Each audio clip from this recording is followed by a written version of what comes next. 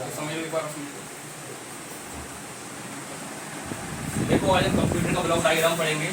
इसके अंदर जो हमारा सीपीयू होता है, प्रोसेस होती है, इनपुट आउटपुट कैसे प्रोसेस होती है, कि कंप्यूटर का पूरा ब्लॉक डायग्राम होता है। इसमें देखो ए हमारा होता है इनपुट, ये हमारा क्या होता है इनपुट। इनपुट के बाद जो हमको डेटा मिलता है वो हमको मिलता है आउटपुट के फॉर्म में।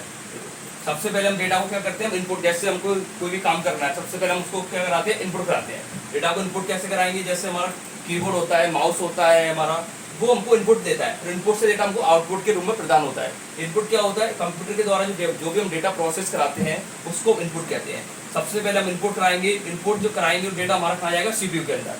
सीपीयू क्या होता है, हमारा सेंट्रल प्रोसेसिंग यूनिट। सीपीयू को हम कहते हैं सेंट्रल प्रोसेसिंग यूनिट। उसके बाद सीपीयू से डेटा प्रदान करने के बाद वो हमारा डेटा आता है कंट्रोल यूनिट। यहाँ पे जो कंट्रोल यूनिट होती है हमारी, जो अर्थमेटिक लॉजिक यूनिट होती है, मेमोरी होती है। यहाँ पे डेटा के जो भी इनपुट के द्वारा डेटा देते हैं उसका यहाँ पे कंट्रोल होता है। पूरा जो डेटा होता है वो हमारा इसी में यहाँ पे कंट्रोल यूनिट, यहाँ पे सारा डेटा यहाँ पे पूरी कंट्रोलिंग यहाँ पे की जाती है। सबसे पहला जो भाग होता है कंट्रोल यूनिट। ये क्या होता है, जो भी हम डेटा, हम किसी को जैसे हम कोई भी डेटा इनपुट कराते हैं वो हमारा कंट्रोल यूनिट के अंदर जाके यहाँ पे सबसे पहले कंट्रोल यूनिट में आता है। वो कंट्रोल यूनिट में जाने का डेटा जाता है हमारा अर्थमेटिक लॉजिक यूनिट में।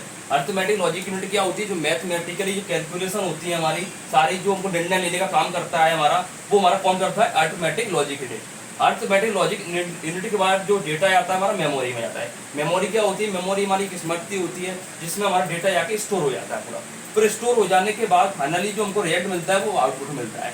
जैसे हमने जो भी डेटा इनपुट के द्वारा प्रोसेस कराया वो हमको आउटपुट के रूप में प्रदान हुआ, आउटपुट के द्वारा दिखाया जाएगा। जैसे हमको मान के चलो मैं यहाँ पे लिख रहा हूँ, यहाँ पे जो डेटा, जो हमारा मार्कर है, मार्कर क्या है, हमारा एक इनपुट है। इससे मैं डेटा को उसमें स्टोर करा रहा हूँ और डेटा हमको कहाँ पे मिल रहा है, आउटपुट के रूप में, जिसको हम आउटपुट कहते हैं। सारा जो सीपीयू होता है इसी के फॉर्म में काम करता है हमारा।